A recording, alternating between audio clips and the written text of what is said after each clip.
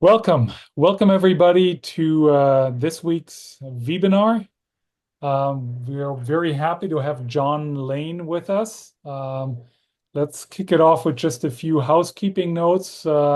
Let's keep your microphones muted while we are in the main section of the webinar. We will have a Q&A towards the end, and then you can unmute yourself and ask questions, but you're also welcome to put questions into the chat. I'll monitor that, and we'll have those questions be addressed as well.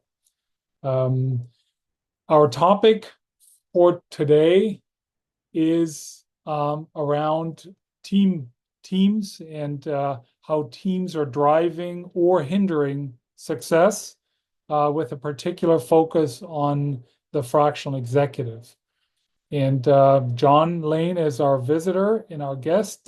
John, why don't you introduce yourself briefly and give us a little bit of background for why this topic is near and dear to your heart and how you got into this topic. You're muted, John. I wasn't sure if I could unmute myself. Hi, everybody. How are you? I am John Lane. Nice to meet you. I'm a leadership consultant. You can see that in my logo, so it has to be true. And my focus with fractional leaders, especially fractional sales leaders, is working with them to make sure the team they now lead is properly aligned and engaged with the business. This is not a universal truth that I'm going to say, but I think it's pretty close that if a fractional leader is coming into a sales organization, there's challenges that have been identified by somebody who hired you. And sometimes those challenges are going to spill into the team. Maybe there was a sales leader before you who was rough on the team and didn't leave it in a good spot. Maybe people you hired a year ago were right at the time, and now because of changing environments and whatnot, they're not necessarily the right people. There could be a number of different things, but my belief is that if you don't properly audit and understand the team you now lead, there's a good chance you are making it more difficult for your work to succeed and for you to earn that that next contract. I don't know if it's universally true again, but I suspect fractional sales leaders tend to get hired for a trial period of some kind, and then they show results, and then they get another trial period or a longer period or a year-long contract or something. So my belief is that if you can better understand what's going on with your team and solve any issues, or at least mention that you have team issues to the person who hired you, when you come on board, you've at least identified that. If 3 months in, the person who hired you, let's call that person the champion, asks how things are going, or says things like, Henning, I'm seeing a lot of activity, but I'm not seeing a lot of results. If you then say, well, I have to tell you, champion, your team's kind of rough, and they're going to say to you, that's an excuse, right? Because you're 3 months in. So what I like to try to do is get all of that information out and in front of everybody in the first couple of weeks of the engagement. So I'll stop there. So what brought you into this line of work? What's your background? I assume you didn't grow up thinking that you'd be a consultant. No, nobody does. Well, very few do. So my background is very broadly advertising, marketing, startups, etc. It is a non-linear approach that got me here. A lot of the work that I do uses a personality assessment, and we can get to that later. But what I think I've been in a situation is that I've learned a lot more from bad bosses and bad leaders than I have from the good ones, which is probably true for a lot of people. And so as I was a people manager, I always tried to be the best I could. In my current work as a solo provider, I want to see teams succeed, and I want their leaders to have the tools to help them get there. So that's my very non-linear journey. I'll also say to anybody who's on here, I am not in sales. I mean, I've dabbled in some startups where everyone does sales and that sort of thing, but every one of you on this call has forgotten more about sales since the call started than I know. So I say that to you because I'm not in competition with you. I want to make your engagement better and more successful. So you win, your client wins, the client's team wins. Do you feel that this topic should be approached with the universal assumption that there is an issue in every team? Or are there indicators that a fractional executive should should be able to should be looking for and should be able to make a determination whether there could potentially be issues?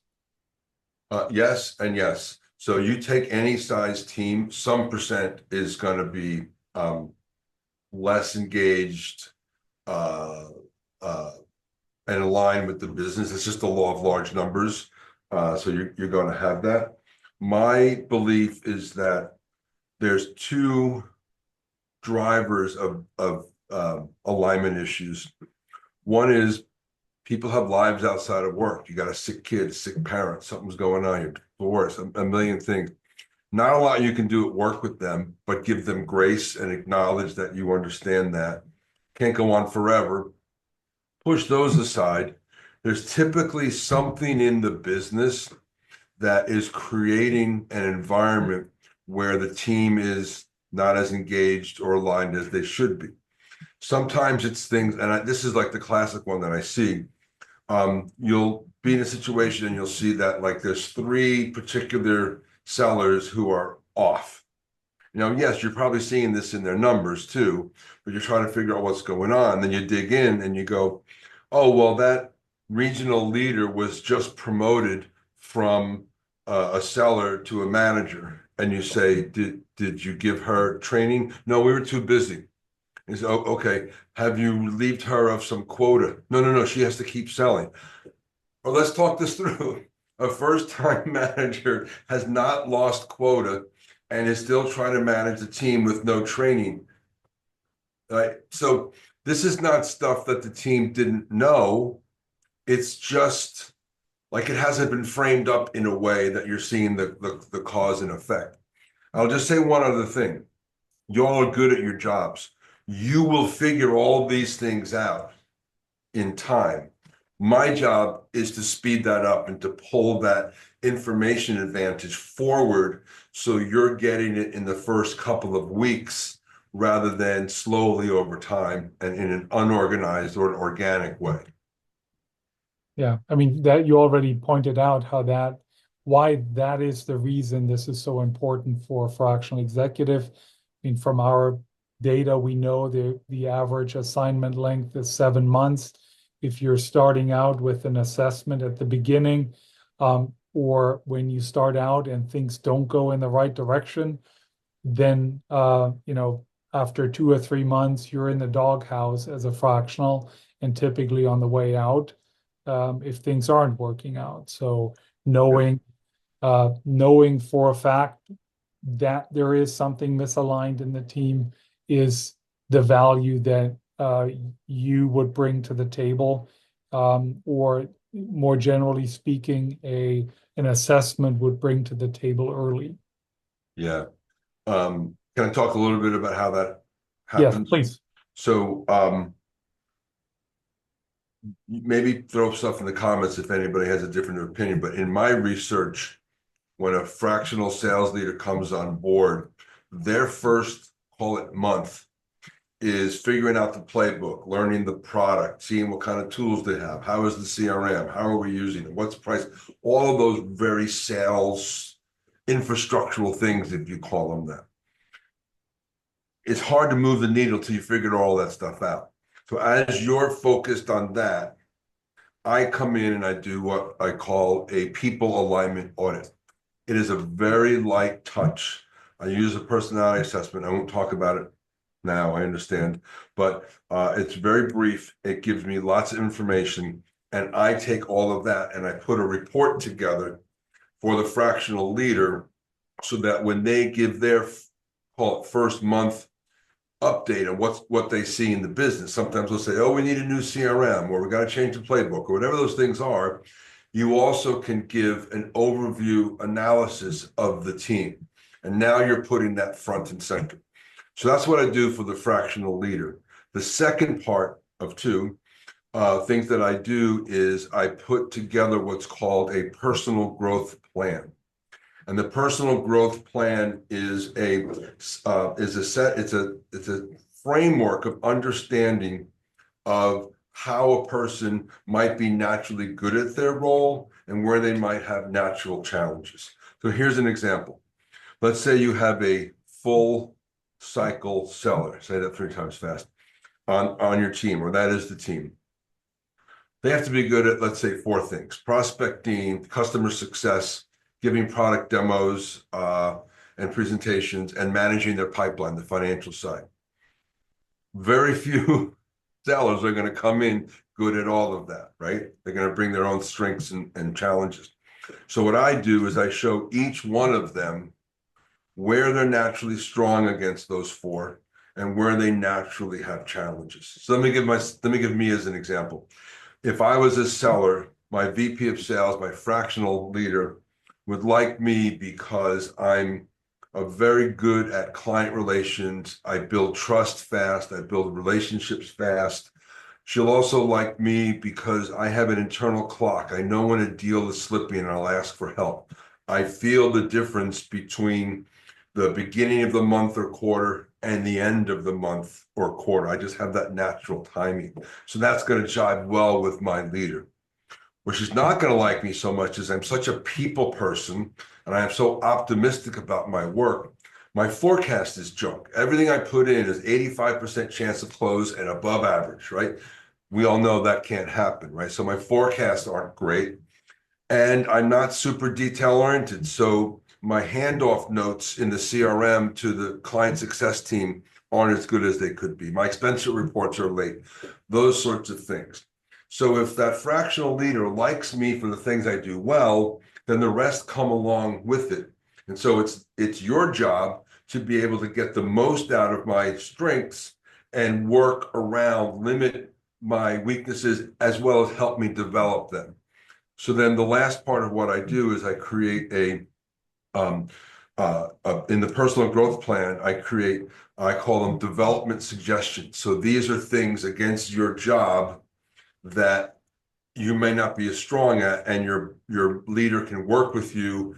And I give the leader something called a sales coaching report so that they have a document that shows them how to motivate me versus Sally, Tom, and Sue on the team so they can understand how to apply that leadership and that mentoring and coaching to each individual person. So that's the program. Okay. Now the idea of providing a sales leader with development suggestions for each of the team members, that sounds pretty standard. Have you seen the impact that this has had on a fractional sales leader when he's been on an assignment? Have you Yeah.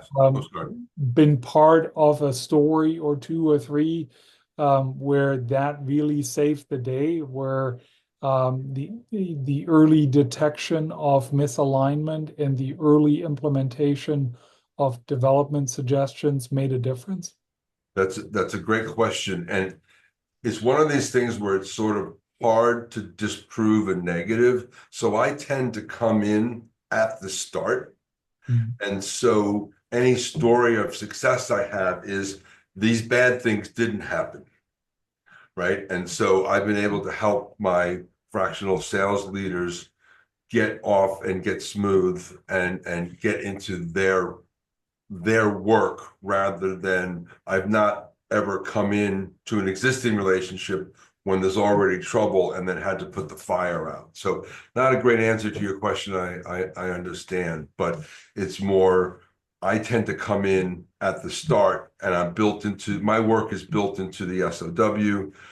We're doing one now with a fractional sales leader, and we are helping the new leadership team. So it's a company that was acquired by a much bigger company, like $500 million in sales to multiple billions. And so they're all going through a big change process, and they're doing well, but they're not doing well in the way that the big company wants them to do. So our program is based on their assessment and against their specific responsibilities. And we are in phase one of that now. So I'm literally finishing up this week, helping the leaders just understand themselves and understand how I mean, let's face it, sales drove revenue such that the company was acquired. That's a good thing, right? And now we're moving them through, because how they do their job is almost becoming more important as how well they do their job. Now, that's not a fractional leader. That's actually working with an established sales team, but the principles are the same. We'll roll through the team as a next phase.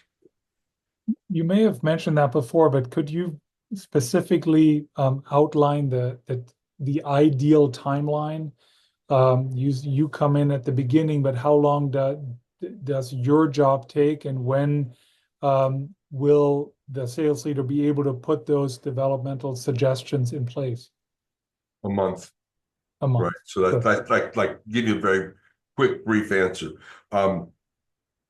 My belief is that I'm a resource for the fractional sales leaders.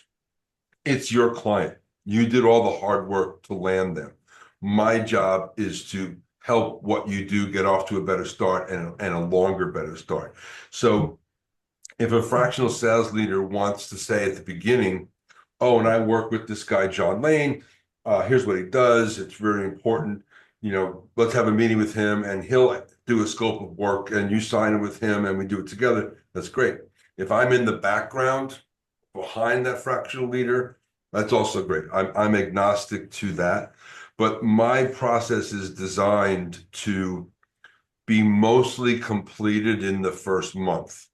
I'm on call, I can be around, I can do follow-ups, whatever is needed, but I want to get everybody off to a good start and then get out of the way, right? That's my point.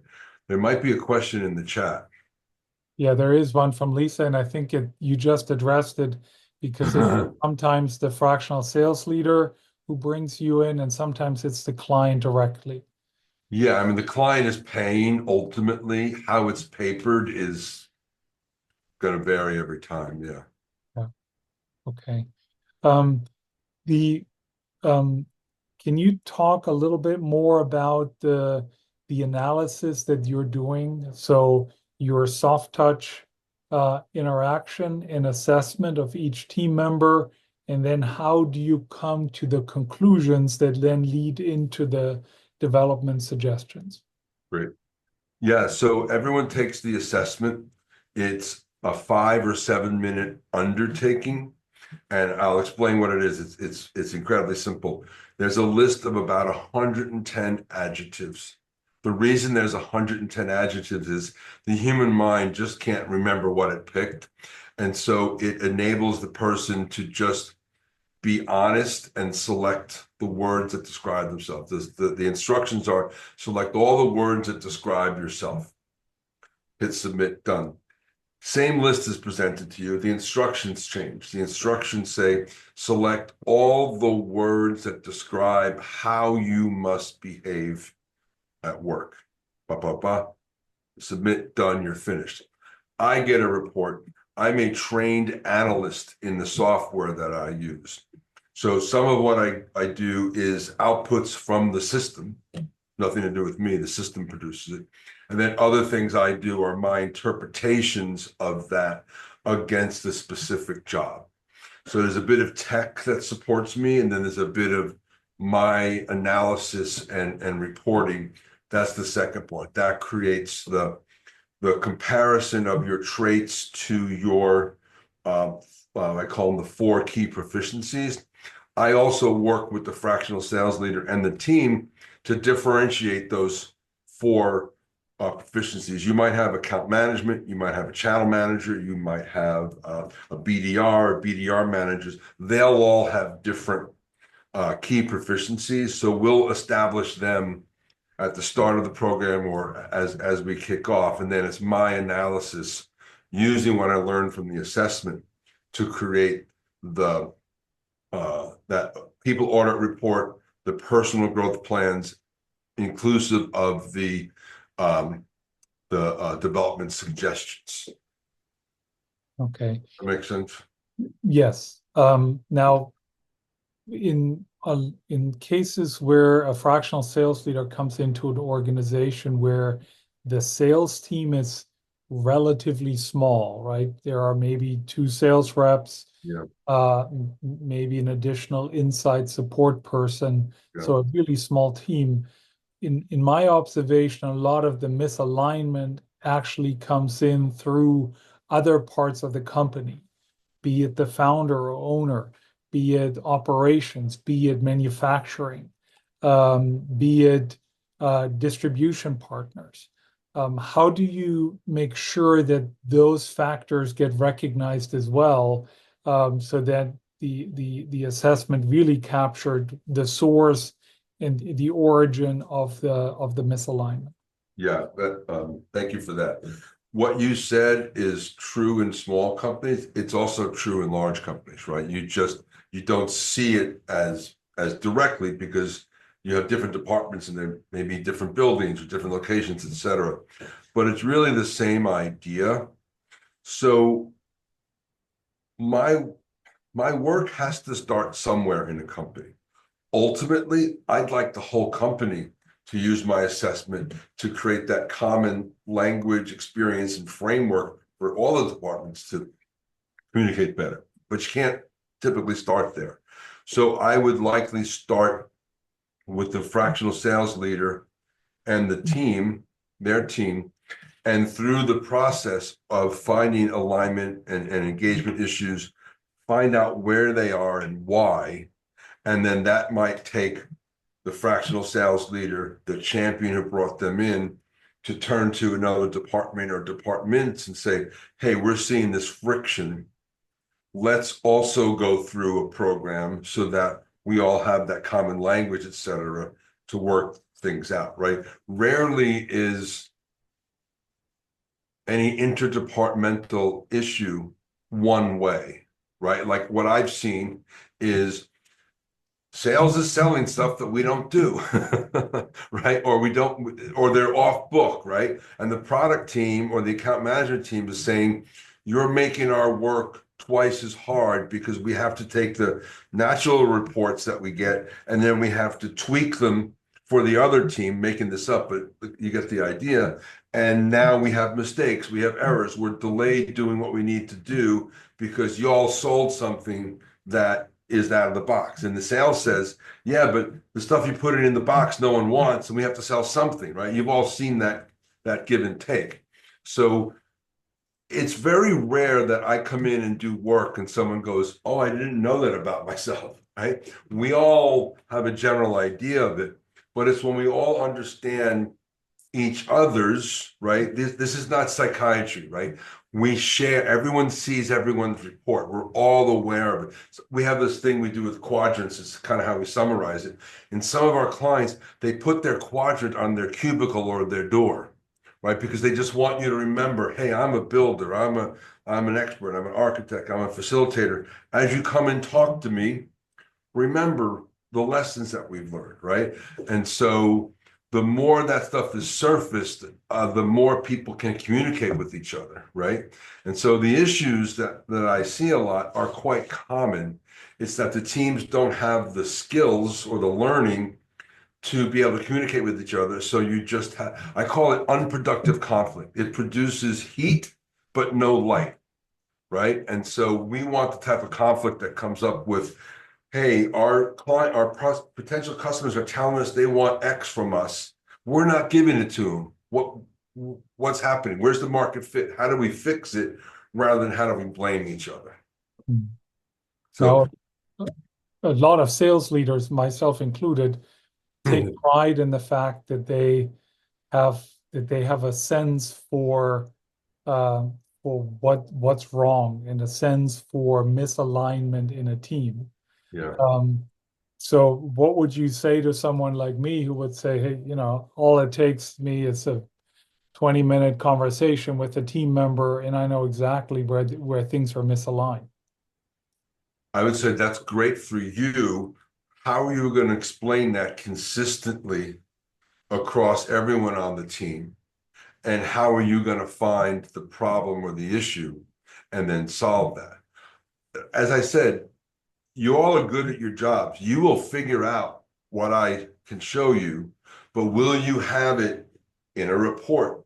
Will you have it in a way that everyone who's been through the assessment can now understand, right? So it's not just about, oh, you can figure it on your own. Of course you can, right? But how are you going to productize that process so that it's smooth and it's even?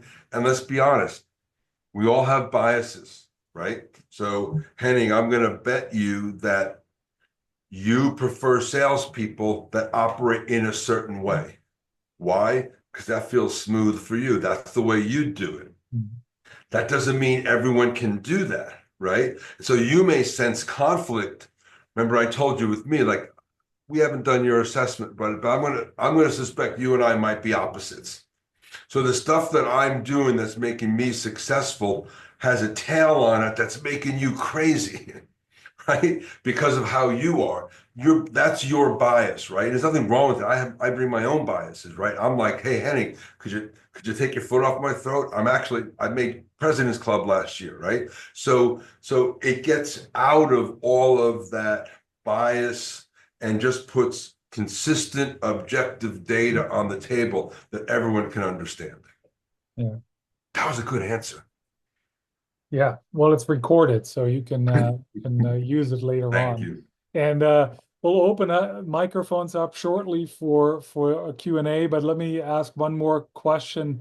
Um, what type of investment would a company be looking at if they wanted you to be part of a fractional sales leadership engagement?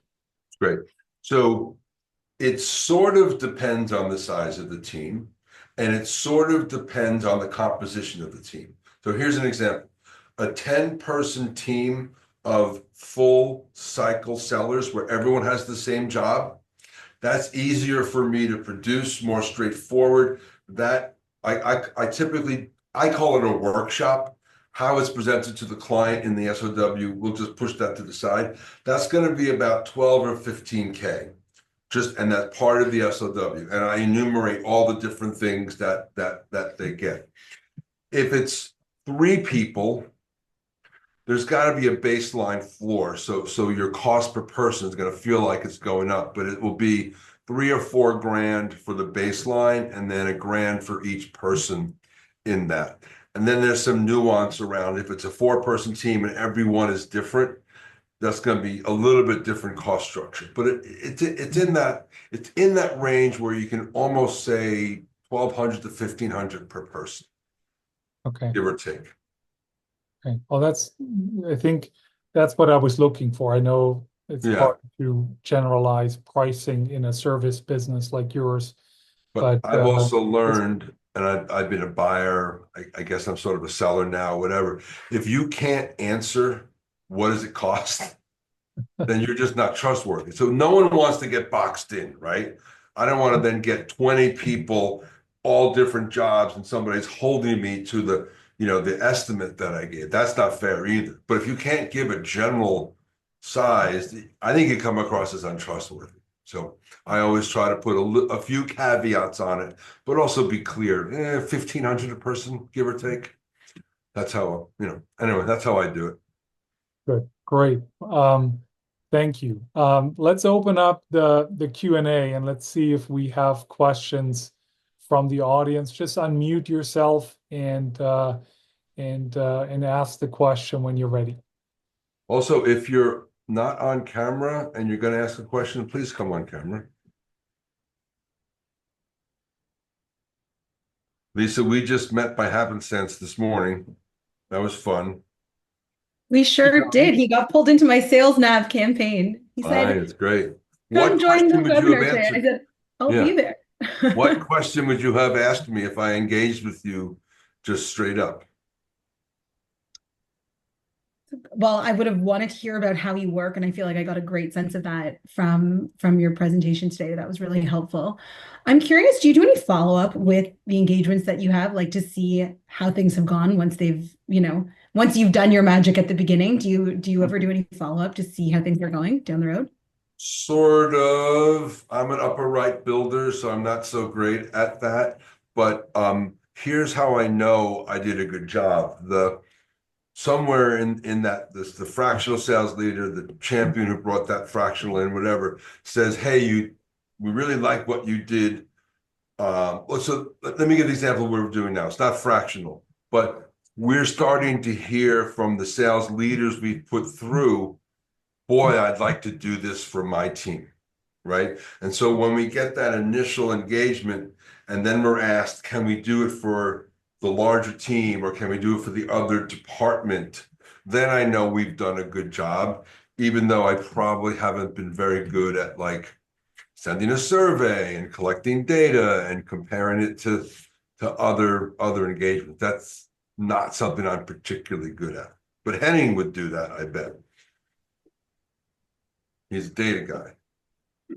Good, good, Wonderful. good. Corey, you unmute yourself. Yes. So, John, Hey, is Corey. there, when you talk about the 1,200 to 1,500 per person, is that just for the upfront assessment and tools and reporting and things that you're going to do in the very beginning? Yeah, it's the assessment itself. Mm. It's the analysis of the assessment with each of the team members. It's the writing of the report, the people audit report. Mm. And then it's the development of the personal growth plans, and it's the providing and initial usage of the sales coaching report. All of that is like in a box. Okay. And from the day I send the invitation, like I usually start with the team, but I've learned this the hard way. Don't let somebody else introduce you, because then like people don't know, I got this email from this guy, what is it? So I will come on an early meeting with the fractional sales leader. I need 10 minutes. I explain why I'm here. I explain what's going to happen. And then when I finish, I send the first assessment. From that starting moment to the delivery of 95% of what I just described is about a month. And it can be faster or slower depending on access that I have to the team. But it will never be slower than expected because of me. It'll just be access to the team because there's probably a lot going on. Do you white label it at all, or does it always have to be you in the background? I can white label everything except the actual assessment because that pops out of a system and it's copyrighted. The name of my assessment is, it's not mine, I'm a distributor of it. It's called Organizational Analysis and Design, OAD. But I'm happy to be like a member of the fractionals team. I want to be as light of a touch or as heavy of a touch. Some fractional leaders, they just want me to do my thing and get out. Others want me to appear to be part of their team. That's totally fine with me. It's your client, however you roll, right? But if the client signs with me, then I'm going to invoice the client. If I sign via you, I'm going to invoice you. Right. Doesn't matter to me. Okay. Thank you for that question. Andrew. John, thanks for your comments and insights. A couple of questions. One, Please. presumably there will be clients that you have that pull you in to assessment situations more than once. They have different clients. They move on client to client. This John, you did this for me in the past. I like your work. Here I've got a new situation.